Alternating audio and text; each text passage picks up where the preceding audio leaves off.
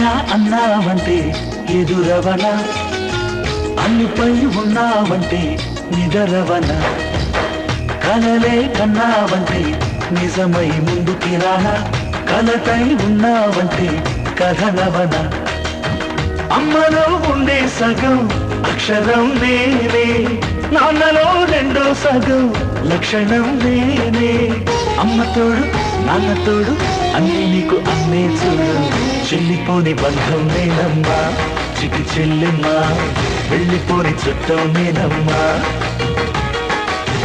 అన్నలోని ప్రాణం నువ్వమ్మా చిటి చెల్లెమ్మా, ప్రాణమైన చెల్లిస్తానమ్మా.